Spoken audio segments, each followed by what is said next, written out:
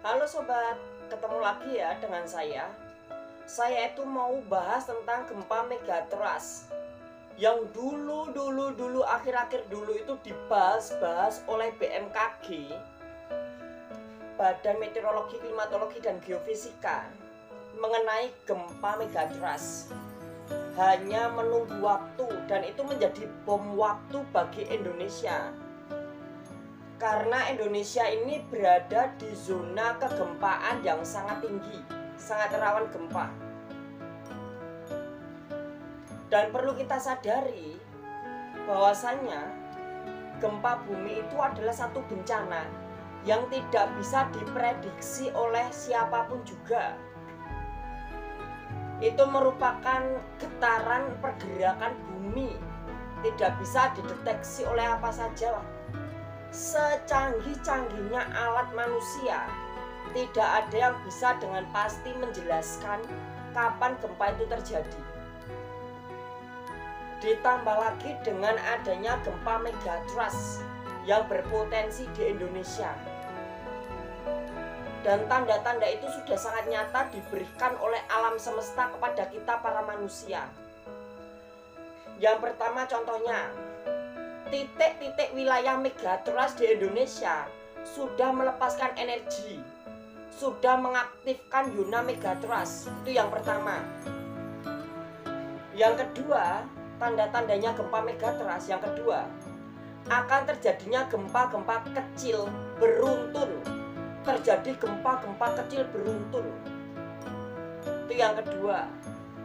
Yang ketiga, setelah lempeng zona megatrust aktif, air laut tiba-tiba surut dan ikan-ikan kecil ke daratan semua.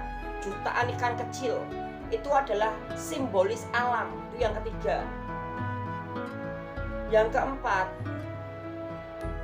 keluarnya atau banyak ditemukannya ikan warfish di pantai-pantai Indonesia.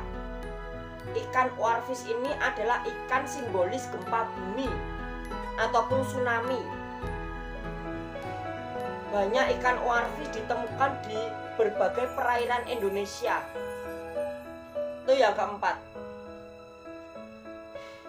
Lalu secara Jawa atau secara pemahaman Jawa terdahulu, banyak sekali simbol-simbol yang sudah diberikan. Dan terjadi atau tidaknya gempa megatrust di Indonesia, kita nggak ada yang tahu. Hanya Tuhan semesta alam yang tahu. Tapi kita sebagai manusia, kita harus selalu siap. Kita harus selalu siap bila mana benar-benar terjadi gempa megatrust. Entah kapan waktunya kita nggak ada yang tahu. Kita harus selalu siap. Dan kita harus mampu mengantisipasi. Sedia mantol sebelum hujan. Ketika badai itu datang, ketika guncangan megatrust itu datang, sudah ada mantol keselamatan. Sudah ada mantol keselamatan yang akan kita pakai masuk ke dimensi tanpa batas, masuk ke dimensi supernatural, dimana ketika mereka manusia-manusia yang jahat, ketika mereka manusia-manusia yang hatinya kotor binasa bersama gempa megatrust, kita diselamatkan. Di dalam nama Tuhan kita diselamatkan karena kita sudah memakai mantel keselamatan. Sewaktu-waktu goncangan megatrust datang, kita selamat. Kita selamat. Yang penting kita harus sadar dan kita tahu apa kunci keselamatannya. Di mana hal ini akan mengkhawatirkan kita ya. Hal ini bisa membuat kita khawatir. Karena tidak ada apa-apa ketika semuanya seakan-akan baik-baik saja. Ketika orang-orang fokus bekerja, ketika anak-anak fokus sekolah, fokus kuliah, ketika ibu rumah tangga fokus urusan rumah tangganya, membersihkan rumah, tiba-tiba terjadi gempa megatrust, boom! Tiba-tiba terjadi gempa megatrust. Indonesia hancur luluh lantah. lahar bumi menelan Indonesia. Tanah Jawa terbengkalai, tanah Jawa hancur, Sumatera hancur. Ketika semuanya kelihatan baik-baik saja, tiba-tiba Megatrust itu datang. Mereka yang tidak paham, mereka orang-orang yang bodoh dan orang-orang yang bebal, mereka mati dan mereka mati bersama gempa Megatrust. Mereka akan dimasukkan ke lahar bumi. Mereka akan dimakan oleh lahar bumi, oleh lava bumi. Tapi kita orang-orang pengikut Yesus Kristus, kita mengikuti Yesus Kristus. Mantel keselamatan dari Yesus Kristus kita pakai. Ketika gempa Megatrust itu datang, keselamatan Yesus Kristus itu datang menyelamatkan kita, dan janji Yesus tergenapi. Dan kita akan dibawa masuk. Kita akan mengalami terobosan supernatural yang tidak dimiliki oleh agama lain. Tidak ada agama lain yang memiliki terobosan seperti agama ini. Kita akan memiliki terobosan supernatural. Dan Yesus akan membawa kita merasakan keajaiban di alam tanpa batas, di dimensi tanpa batas. Dan semuanya itu tinggal menunggu waktu, tinggal tunggu waktunya datang.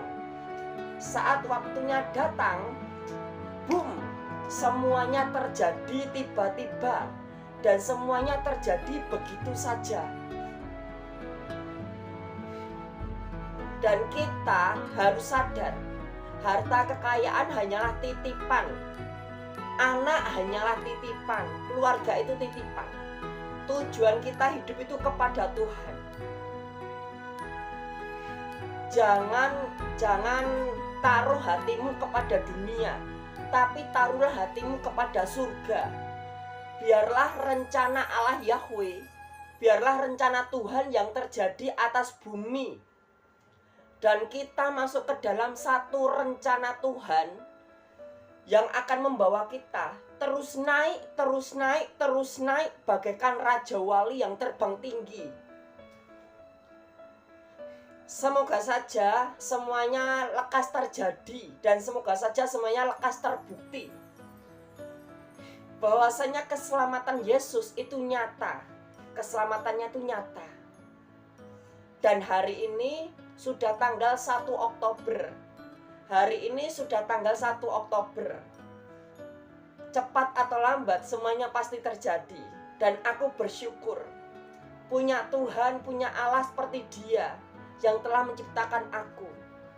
Hanya atas karunia-Nya saja aku hidup. Hanya atas kemurahannya saja aku ada. Semuanya untuk kemuliaan Tuhan, dan semuanya kembali kepada Tuhan.